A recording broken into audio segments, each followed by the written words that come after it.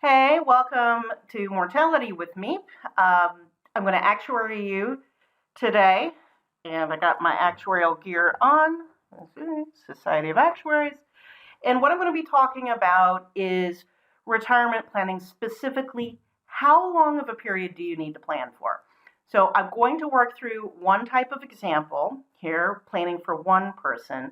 In a subsequent video, I will plan for more than one person. Okay. So I'm wearing my glasses to look all smart, except I'm getting older and have to take my glasses off to read. So let's do that. Okay, so up on the screen, I have the Actuaries Longevity Illustrator. This is longevityillustrator.org, and I will put the link in the video description. This comes from the American Academy of Actuaries and the Society of Actuaries. I'm a member of both organizations. And let's just get started. Click on Get Started. And I'm going to put in, oops, you can see all the stuff. And we're going to pretend I was born in 1970. And let's just pick a standard retirement age, 65. I'll be female, I don't smoke, and I have average health. And let's review the results. So what you're going to get with the results are a series of charts and accompanying tables, and it's the exact same information in both cases. They use increments of 5 years just because it's close enough. So let's take a look. First, we start out with, this is what I would call a survival curve.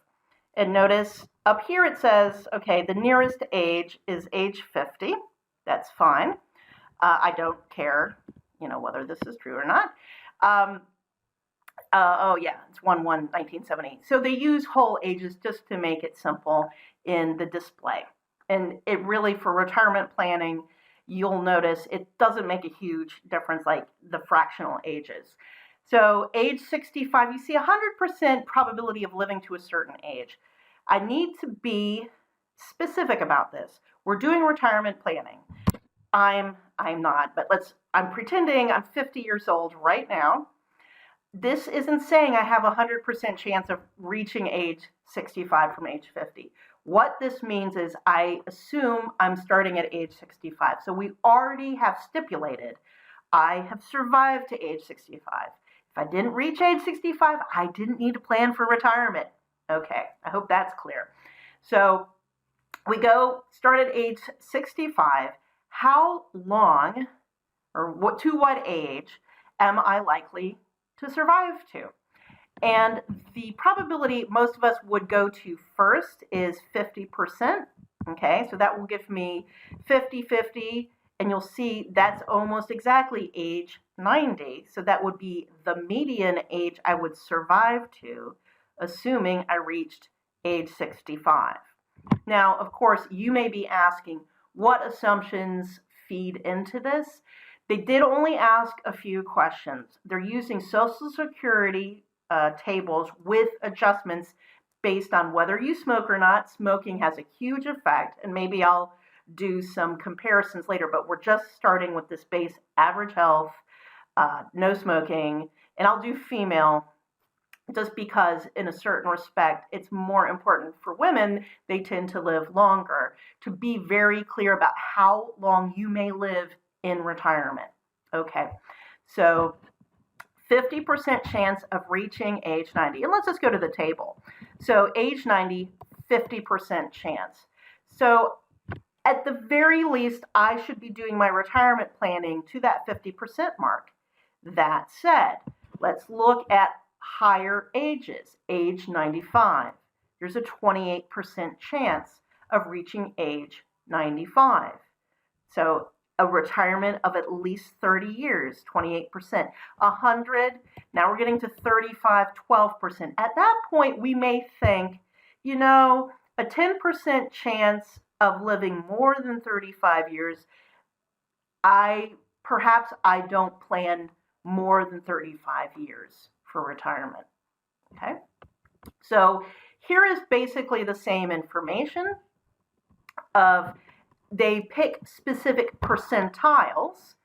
So a 90% chance that you live at least 10 years, 50% chance of at least 24 years, and then you see again that 10% chance of living at least 35 years. So this gives an idea of how comfortable are we. 50% at the very least, you should be planning to the median. But you can see when we jump between these percentiles, so there's 7 additional years here, another 7 to go from 75 to 50, and then now it's 6 to go from 50 to 25, and then 5 from 30 to 35.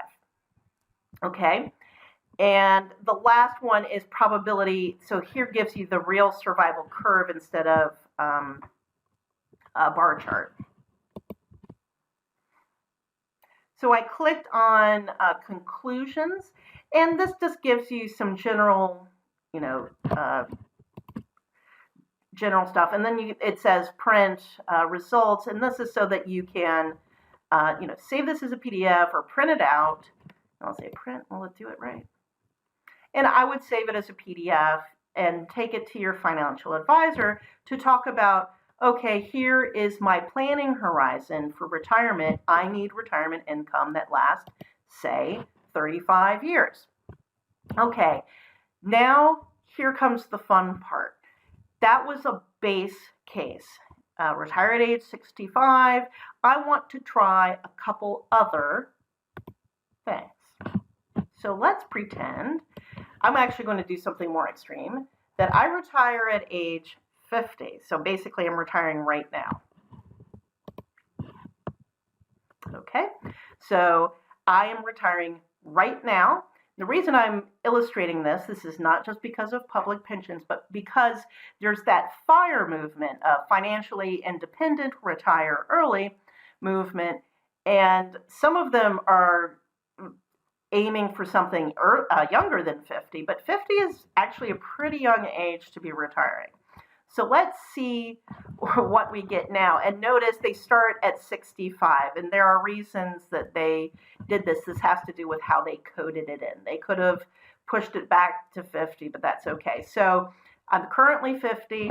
I have a 90% chance of making it to age 65. Let's see where that 50% is. Now we see that age 90, reaching age 90 is less than 50%, okay? Because we're starting at 65 at 90%. That gives you an idea why it's lower. We are starting from a younger age, so theoretically I could have died anywhere between 50 and 65, and then I have the same kind of mortality pattern from 65 to 90, so everything is scaled down. Okay, so 45% chance of reaching age 90 instead of 50% chance. But now that I am retiring 15 years earlier, so my median, let's go down to where my median is. So my median is 38 years. So what was my median before? 25 years to plan for. Now I have a much longer horizon, and again, if where I'm comfortable is to have a 90% chance of covering the horizon I need, I'd still have to plan to age 100. Okay, and then we have our specified years again. So let's go the other direction. And 65 is kind of old. Let's modify it so that I start not at 65, but at age 70. Okay, and let's look at our results. So again, 50%, it's close to 90. There's not much difference between age 70. So again, they start at 65, but they assume you make it to age 70 because that's where your retirement begins. Okay, yes, they should program it so that you have that these charts update in a way that makes sense, because this is the point at which I think a lot of lay people or non-actuaries would start to get confused. So the planning horizon is probably a better thing. So let's suppose I start at age 70 of retirement, and again, it's still to age 90 basically on average, and if what I'm comfortable with is that 90th percentile, then I still should be planning to reach age 100 or so. This is 101, but that's okay, close enough.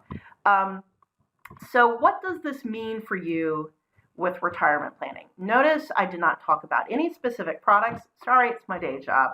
And also, I don't sell insurance products or annuities, okay? That said, there are different kind of products out there, and you have to think, would the income coming off of different asset management techniques, different financial products, let me go down here so that we're looking at this, will it cover me for my entire lifetime? And it's not merely, so again, notice, say it's 20 years to plan for instead of, say, 25, and that's on average. So come up with a strategy that will cover you to that average, but you need to make sure that it's covered for that excess.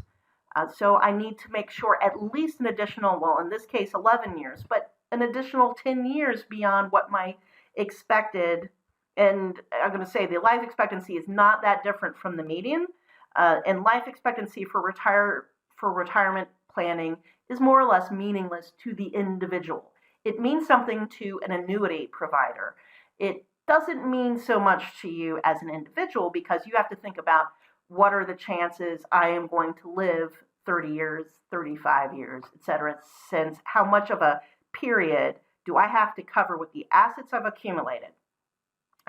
What period do I need to cover with income? I'm not talking about the level of income you actually need. I'm just talking about what's that horizon. Okay? I will try some different scenarios and do planning for couples in a later video, but let's just start with this as the baseline, and then we can move on from there. See you next time.